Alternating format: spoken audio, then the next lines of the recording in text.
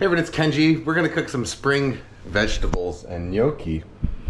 I was at the Associates Produce the other day. I might have even put up a little video about it. Maybe I decided not to at the last minute, but I got a bunch of spring produce because it's spring right now. So I'm gonna throw it together with some gnocchi that I also got at De Laurenti Fine Foods down in Pike Place. So I thought I'd show you how I prep all these different bits of spring produce. Let me take my splint off. All right, so let's start with English peas, okay? So English peas, they come in pods like this.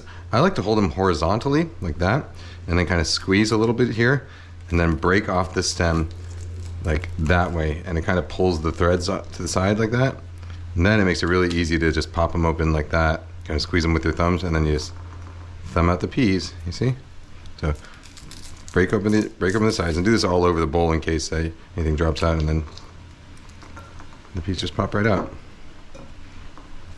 You see? And sometimes that happens where you just end up peeling the whole pot apart, and that's fine too. Just do it over your bowl so you catch your thing. We got it.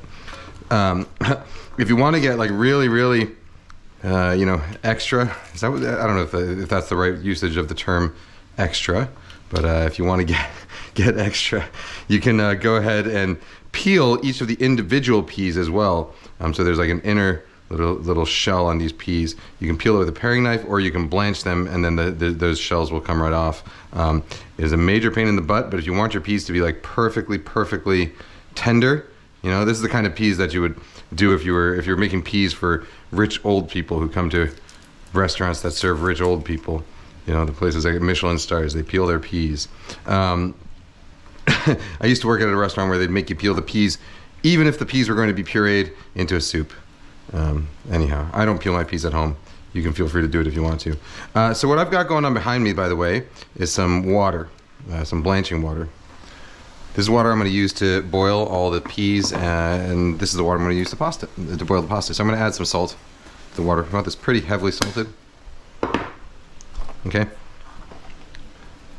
I'm not going to make you watch me peel every single pea, so we will skip through all this. Okay, next is our fava beans. So meanwhile, I'm going to get my peas blanching over here. So I'm just going to put them into this salted water. Peas take about a minute or so, more or less. I'm going to get a little bowl of ice water. You know, if you're in a big restaurant, you do big batches of vegetables, and you do big bowls of ice water. In a small kitchen like this, we do a small batch, and we do small batches, small bowls of ice water. Okay, all right, so our fava beans, very similar to peas. I hold them horizontally, break the tops, and then they just kind of peel out. Now fava beans are the ones that you do, in fact, have to peel the inner beans once they've been shelled, once they've been cooked and shelled. Some people like to peel them before they blanch them. I prefer to peel them after they blanch them. I find that they get a brighter green color when you peel them after blanching as opposed to before blanching. But fava beans, yeah, another one of those prep heavy vegetables that you know, prep cooks dread because, well, you got to peel all the favas. I don't know. I find it kind of meditative, to be honest, but I can see why some people would fear the fava. Oh, peas are ready. Pop these guys out. Interestingly, if you're going to be cooking peas, starting with fresh peas, you're going to have to cook them a little bit longer than if you use frozen peas. And that's because frozen peas have already been blanched. They've been blanched and chilled and then frozen, whereas fresh peas are completely raw. So they got to cook through. So if you're using fresh peas, it'll take a couple minutes to cook. Frozen peas, you know, maybe 30 seconds to no minutes to cook. All right, now our favas are going in.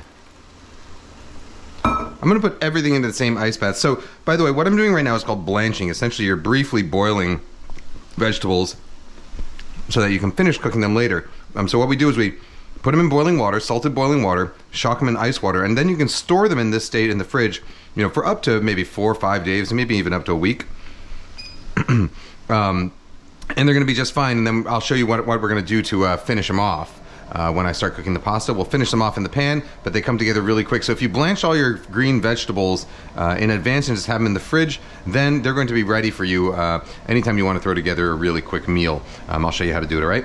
So fiddleheads, these are ferns that have just started to sprout from the ground. Very easy to do. You trim off the bottoms like that, and then any of the sort of brown gunky bits of stem in here, you can kind of rub them off with your finger like that, you know, and if there's any bits that you really feel like you want to get off with a knife, you can kind of scrape them off with a knife. But honestly, usually you don't have to do too much to these guys unless they're really like a ton of, you know, once they start to get a little bit older, you might get a ton of sort of little brown sprouting leaves. But otherwise, you know, I just rub them with my thumb and they get clean like that, you know, and anything else will just come off in the blanching water. All right. Alrighty, let's pop these favas out. Get them right in there with our peas.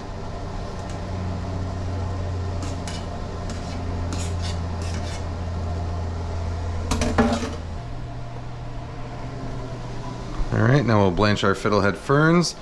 Fiddlehead ferns, by the way, they look great. I don't think they taste particularly interesting. They're very, very mild in flavor. Yeah, they don't really taste like much. They really look nice though, don't they? Alright, asparagus. So you got fat asparagus and you got thin asparagus, purple and green. The fat asparagus, you know, I tend to prefer fat asparagus. You know, when I go to the farmer's market, I ask for fat asparagus, biggest asparagus and the smallest strawberries. But you know, the reason is because I find that they taste sort of more sweet and more juicy. Fatter asparagus does get a little bit woody on the outside though, so I like to peel it. You don't really have to though. If you've never found yourself bothered by asparagus skin getting stuck in your teeth or anything like that, then you probably won't need to feel the need to peel your asparagus. But you know, now that I mentioned asparagus skin stuck in your teeth though, you're probably thinking about a time that has happened to you, huh? And you're thinking to yourself, I wonder if that would have gotten stuck in my skin, stuck in my teeth, if I had peeled the asparagus that time. The answer is no, it would not have, because the peel would not have been there to get stuck in your teeth in the first place. Alright, so fat asparagus, I like to peel it. The bottoms, you can snap them off, but I don't, because, well, I mean, sometimes I do, but honestly, when you snap them off, people tell you that snapping them off will naturally break them in the right place. Snapping them off, you know, it doesn't really, you can break them in any number of places depending on how tightly you hold them when you're snapping. So I think that's kind of nonsense. But snapping is an easy way to trim your asparagus if that's how you want to do it. Alright, fiddleheads out. I'm going to put my fat asparagus in. And then the thin asparagus. Alright, so we got our asparagus. Okay. Let's fish these little favas out. What a gorgeous day. If you time this dish right, you don't have to have two separate pots. You know, you can boil your pasta and get all your vegetables and get everything done at the exact same time. You don't even have to get an ice bath. You just have to put things into succession into the boiling water, so they finish at the right time. But you know, blanching is a very easy way to do it anyway. All right, let's get that fat asparagus out. Oop, doesn't quite fit in there. That's okay. And finally, our skinny asparagus. All right, so fava beans. These guys need to be peeled after being blanched. And the way we peel these is you just peel off this outer skin. Right? Just like that. And if you want to be really nitpicky, you can take off this little germ, the little guy that's popping out. Yeah, and so you end up with a fava bean that looks like that. I don't usually bother popping out that germ though. I find the easiest way to do these beans is to do what I'm doing here. So I kind of scrape one side, make a hole like that, you see, and go to the opposite side and squeeze it out. Woo! Hoppin' favas. Right. Let's get this green asparagus out. And we are all done with that blanching water. So I'm using, you know, this particular combination of vegetables. You don't have to use this combination of vegetables. You could do an all asparagus pasta, or you can do an all pea pasta. You know, so you'll see what I'm going to do. I'm going to finish this dish off. It's very, very simple. It's just blanched vegetables, pasta, you know, gnocchi in this case, and then a sauce made with nothing but butter, lemon juice, lemon zest, emulsified with pasta cooking water. So essentially, you know, what you'd call a Bermonte. I'm going to add a little bit of feta cheese to it. If I had some Parmesan, I would add some Parmesan probably, but I don't. So I'm going to do some feta cheese instead, which I think is going to come out nicely. I made a similar dish to this the other day that had used some queso fresco, which was pretty nice, but I think feta would actually work a little better. All right, almost done with our fava beans, and then we can get going with our gnocchi, and the dish is almost done. All right, fava's here. Let's trim down, let's cut down our asparagus. We'll get all our vegetables in one place. All right, let's trim down our asparagus. Kind of bite-sized pieces.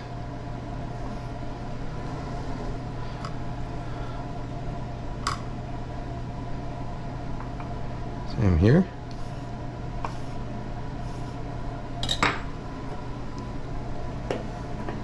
Alright, and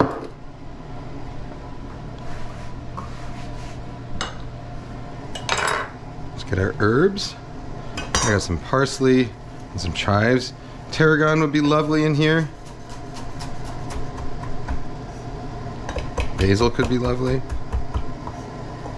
Chervil could be lovely. I think parsley. Chives. Not being very precise about this, I'm just going to roughly chopping them.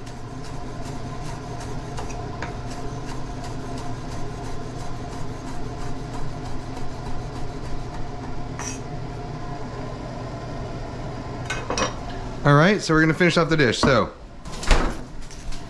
you know what, maybe I'll add a little bit of shallot in there also just to flavor it with. So, a few tablespoons of butter.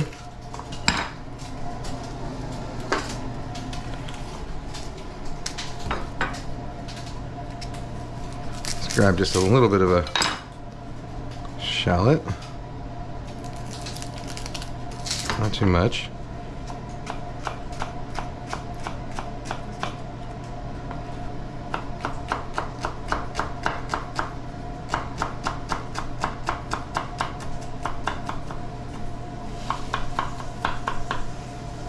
Okay.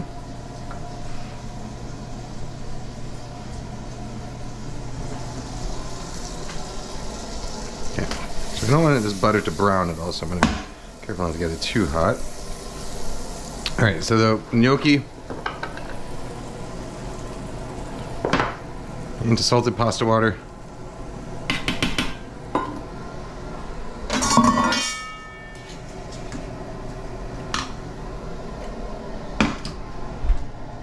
We're going to go down for a boil.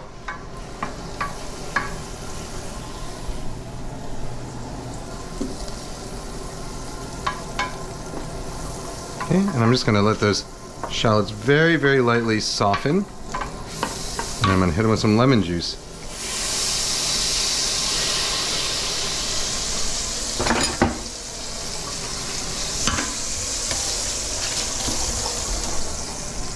Okay, and now you can see the gnocchi, once they start to float, that's when you know they're ready. You know, the reason they start to float is because they are denser than water when they start, but as they cook, some of the pockets of gas and air that are inside the dough expand because of the heat. And so as they expand, the gnocchi become less dense than the water, and then they float. So that's your sign that they've gotten hot enough. I just add a little water just to make sure that the butter doesn't burn.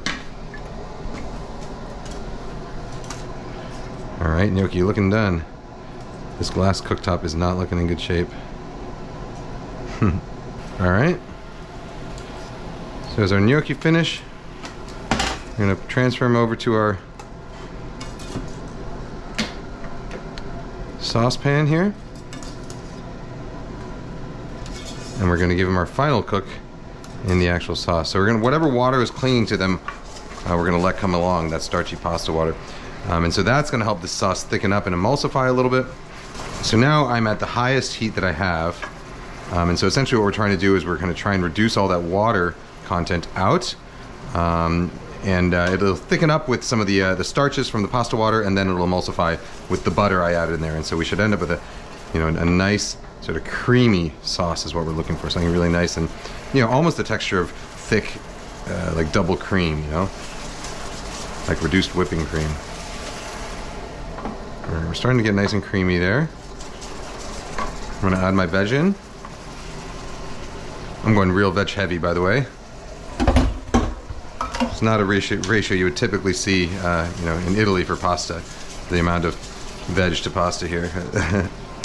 I like it this way. All right, you see how nice and creamy it is? Now what you can do is if you had Parmesan cheese or something like that, you could add it at this stage if you wanted to. But I'm just doing this feta cheese, so I'll add it at the end.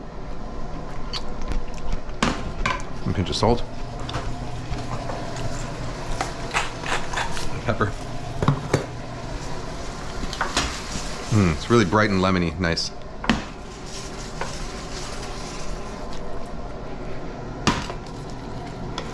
All right, and then let's finish it off. I'm taking most of these herbs, plop them in there. Look at how that looks. Gorgeous.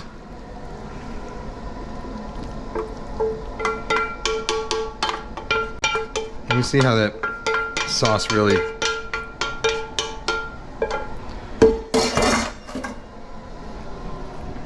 emulsifies and gets nice and creamy.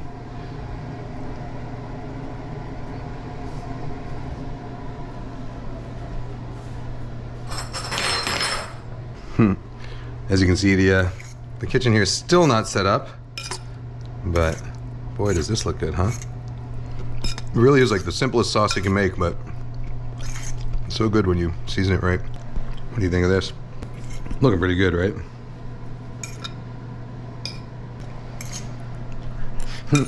All right, guys, gals, non-binary pals, I'll see you next time. Bye-bye. Wait, I forgot to put the feta. Let's put the feta.